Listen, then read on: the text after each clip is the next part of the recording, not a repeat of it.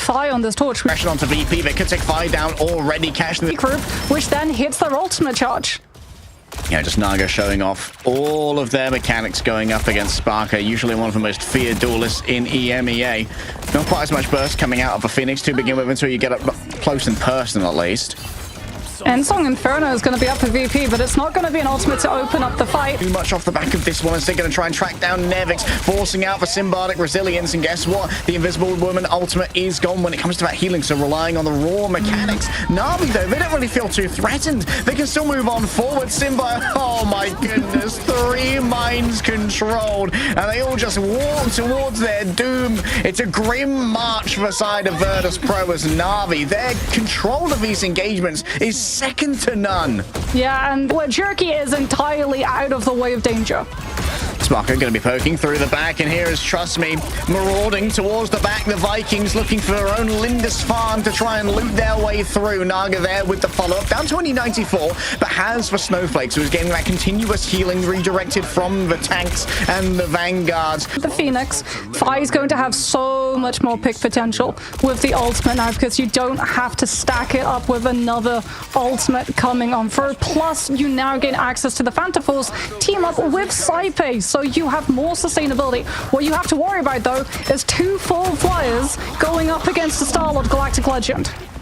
High ground control was almost total there for Navi as Fate's going to pick up a Venom, a freebie there, grabbed within the mouth. Going to be difficult to try and get an overall environmental frag onto him, so Navi's down a healer for now. However, Croc's making sure that any lack of resources is made up for by the secondary engagement of the Fate of Both Worlds. Naga gets just out of range there. Great double roll using the iframes to stop themselves from getting assaulted by the Emma in the back. Speaking of assault, Spark has opened one up here upon to Trust Me. Extra damage onto that overhealth from the Rage of Ultron, the most recent patch, but it seems like the slow release still going to be there. Trust Me, once again, dig their heels into the sand and refuse to give up point control off of the back of bouncing it, Luna, and Soulbind.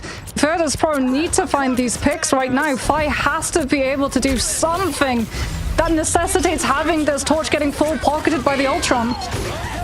All right, opening up with a Sonic Seduction. Rajara trying to isolate a target. Good Guardian Shield usage, but these backliners, they just have to dodge through the teleporter. Trust me, he's more than happy to join them.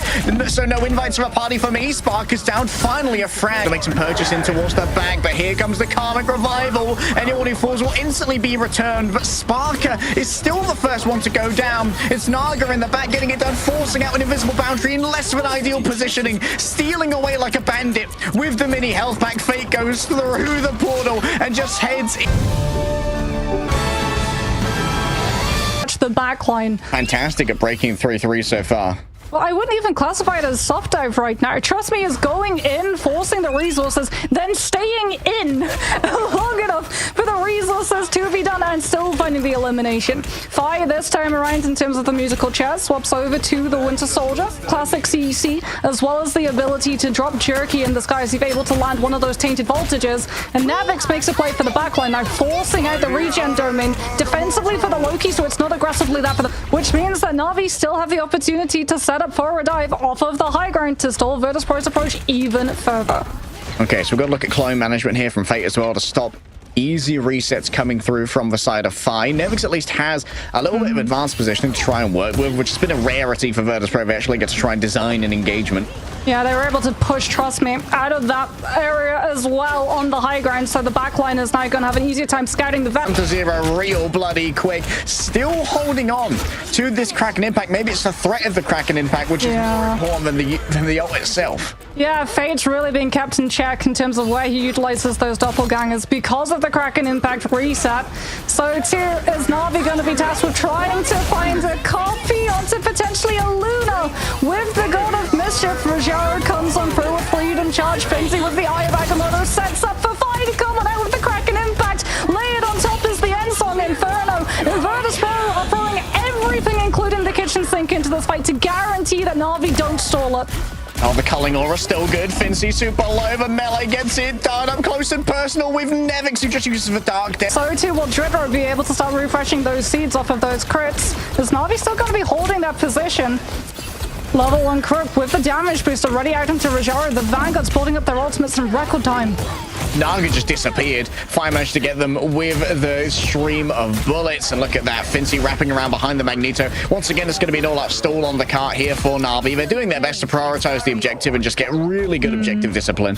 I wonder, now that Virtus.pro have put an Adam Warlock onto the table, does Faye try and go for the Golden Goose and get the God of Mischief? No, they use a preemptive copy coming on. Your M5 taken low, but nice instant healing towards the back. Trust me, coming in close and personal, feeling real low as well. Sedated temporarily. Drijo take him down. This might necessitate the instant revival, and indeed it is for Solo coming through from Fi. Sedation in the back. The Venom put to sleep to alleviate some pressure as Navi just back on up, allowing for the timer of these revives to be expended already. Feast of the Abyss doesn't get too much, and Saipe knows it's time to move forward. A fate of both worlds to drive forth the Bears towards a potential victory. Big coverage here from For a Generation Domains, but Spark is not going to be one who's benefiting from it. Instead, it's an artwork. The end song sings for Rajara, a funeral song, the wake to be attended. Fate's coming through in the midst of all of this as well. I'm not sure what they've copied, but it doesn't seem to be popped out just yet. Still waiting on it. Naga taken down in their own right. That's going to be the objective as well. Fate couldn't even use it. Oh, Fate was on the Venom. Yep, Venom. Misclick. Yep.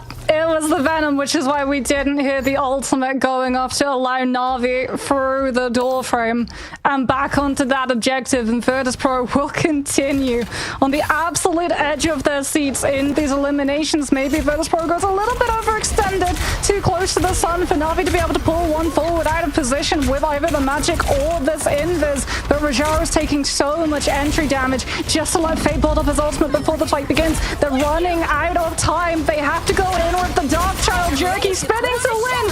Forces out the Soulbind from 5. To hold. Eye of Agamotto might try and do it in the midst of the enemy team. Spark is already down. The C has been used. Many players dragged in by the strangling prism, but the follow-up's not really there. Just a quick resurrection coming through as Drijo can dip out through the teleporter as quickly as they like. Trust me, sent scurrying away. And that's going to be Navi back to the drawing board as Naga. Look at this position.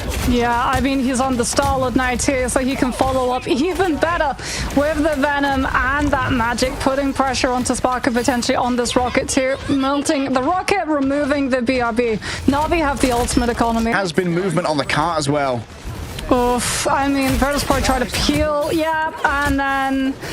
Ooh, combo chains and melee cancels, and Luna is gone, and that's a stagger too. We're going to see Fi come back in on the Fing potentially, but he goes for the Wolverine. So Fing charges out of spawn, swaps over to Wolverine to have the passive, and also counter dive the Venom when he tries to... It's absolutely destroyed. Drijo prepares a resurrection, but it's too late. The damage has already been done. They're off the point. The reses came through entirely off of the point, and now Virtus.pro, surely they're going to be swapping off of this Atom composition. They're burning the Karmic Revival. That it's at least bought them an opportunity to try and hold on second, but Navi with the damage boosted Feast of the Abyss, followed up by both the Magic and the Starlord, melt through Virtus.pro's D. The objective's been moving all this time. Oh, maybe they get a second. No, Spark is too close. Naga does not want to go for this, but he can absolutely police Virtus.pro's approach and scout out to see whether or not VP are going to be looking for a contest fight. Soul Resurgence not going to be held. Instead, it's going to be Fate of both worlds coming in through from Virtus.pro. A 10-second time window where Navi have to distance themselves from the fight in case Sparker decides to commit Endsong Inferno over the top, but now that they don't have it, the Luna's vulnerable, and the Starlord finds this moment. Okay, Light and Dark Karma, no good for trying to heal Drijo through this one. Sparker has been able to convert. The Darkchild has arrived, and she is using Mephistian glory and power to just cut through Virtus.pro. This will be decided on the third and final point. That fight went down so quickly too. Fate's ultimate with the portal.